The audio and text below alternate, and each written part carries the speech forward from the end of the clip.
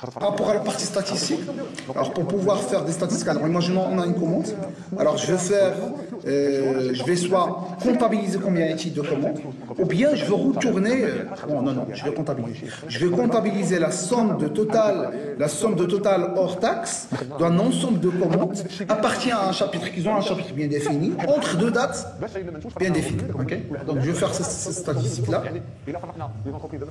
Donc, alors je vais faire une petite méthode qui s'appelle. Alors, qu'est-ce qui permet de retourner cette méthode? Il permet de retourner à liste 2. Alors, puisque ça retourne soit une liste de double, soit une liste de big decimal, soit une liste de longue. Pourquoi? Parce que la somme des total hors taxes sont des big decimal, donc la somme c'est un big decimal. Mais même s'il s'agit d'un int, la somme doit être un double. Okay? Même si c'est un int, la somme doit être un long. Même si c'est un float, la somme doit être un double. Okay? Alors, donc je vais faire un somme de big decimal. Je vais faire find stats by année, by date, commande un chapitre, et je vais faire la requête associée. Donc bien évidemment, je dois avoir quoi? Datmin, datmax, de date, datmin, virgule, datmax, quoi d'autre? Et le chapitre en question. String, chapitre. Donc ce que je dois faire, je dois créer une requête, donc string query égale. Alors qu'est-ce que je sélectionne? Select. Alors je vais faire la somme de quoi? La somme de C, ça veut dire la commande point total hors taxe. Alors ça, il faut voir, c'est ça. Alors total hors taxe, c'est ça. Donc somme de total hors taxe from commande C where C point. Alors ici je vais faire where 1 égale à 1 parce que vraiment je suis pas sûr est-ce qu'il va rentrer l'un des critères, il va rien rentrer, donc je vais faire where 1 égale à 1. Par la suite les autres critères je vais l'intégrer via if nul. Donc d'ordinaire ce que je vais faire, if datmin il est différent de nul, je vais l'intégrer. C'est le différent de nul. Je dois faire quoi? Query plus égal and avec un espace bien évidemment pour pas avoir une collision. Donc and c.datmin. Alors datmin, date commande plutôt, elle est supérieure ou égale à la date min. Alors méfiez-vous s'il vous plaît, ça va pas marcher. Alors pourquoi ça? Alors bon, c'est pas par ça, c'est pas pour ça. Même si je le converse, parce que ça c'est un même si je le converse, ça va pas marcher. Alors. Ah oui, plus égal. Donc ici, c'est pas ça le problème. Donc même si comme ça va pas marcher. Parce que lui, ici, il attend un java.sql, c'est pas java.étude. Okay, par contre, celui-là, c'est un java.étude. Okay. Donc c'est pour cela que moi, j'avais déjà simplifié ça. Et j'avais déjà mis quoi? J'avais déjà une search utile. Alors, je vais vous donner cette méthode. Add constraint dates. Je vais dire, ça c'est la commande. C'est le bin abbreviation. Par la suite, le attribut sur lequel je vais raisonner, c'est date commande. Par la suite, la valeur, c'est date min.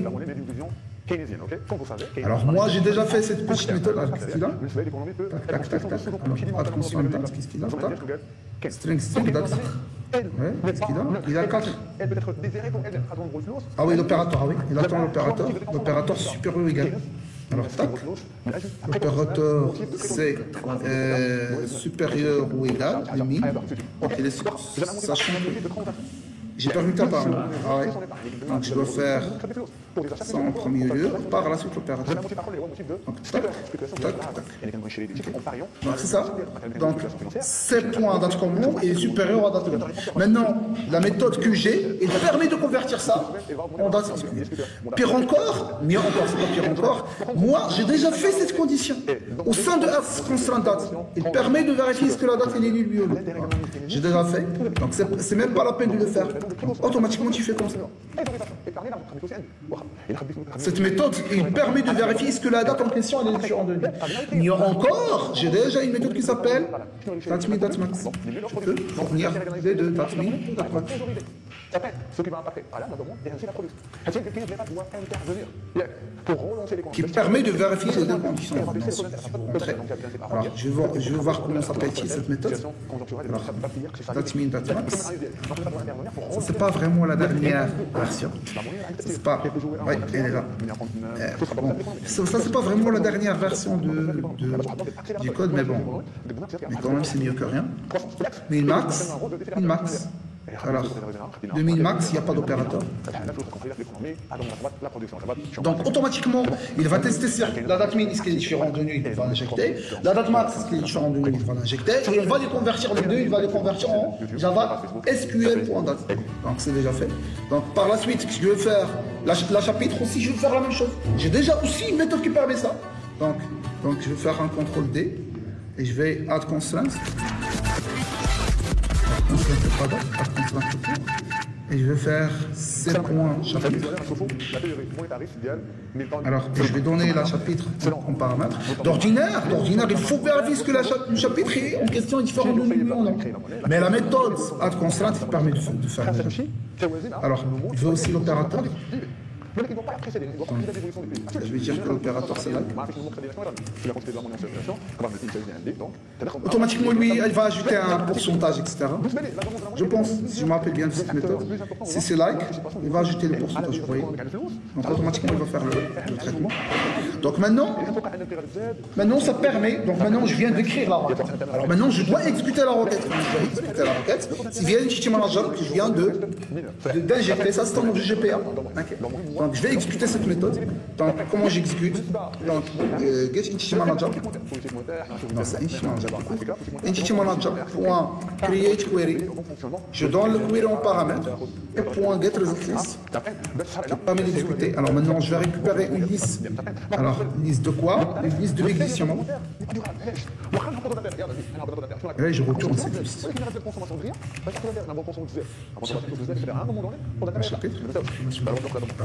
Ah, donc celui-là, je ne vais pas exécuter. Jamais j'aurais le moyen de dire. Donc c'est ça. Donc ça permet de retourner une liste qui contient la somme de tous les totaux.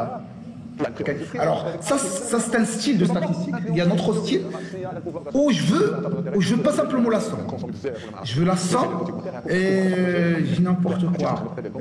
Je veux la somme par état. Ça veut dire, je veux dire tel état, voilà la somme et voilà la date. Je dis n'importe quoi. Okay. Donc d'ordinaire, je veux retourner non pas un seul objet en question, un seul attribut, plutôt je vais retourner un ensemble d'attributs. Comment je dois faire? Ça, c'est pas simplement à Java. C'est Java, c'est Laravel, c'est la même logique. Voilà. Alors, je vais faire une autre méthode qui permet cette fois-ci de retourner quoi? La somme, mais avec groupé par étape. Je dis n'importe quoi, sachant que moi, je ne pense pas que j'ai un état. Mais je vais dire n'importe quoi, groupé par exercice. Donc je veux somme et l'exercice. Somme et l'exercice. Alors, somme et exercice, ça n'existe pas. Donc d'ordinaire, ça c'est un objet.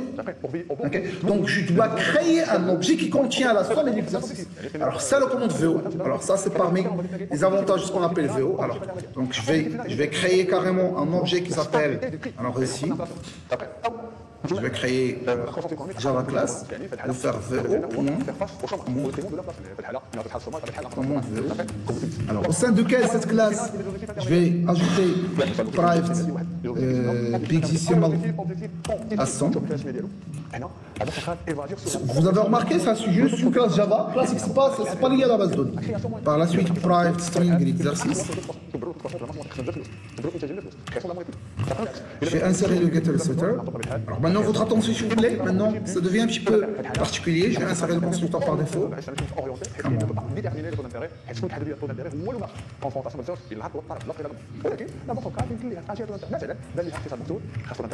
Votre attention.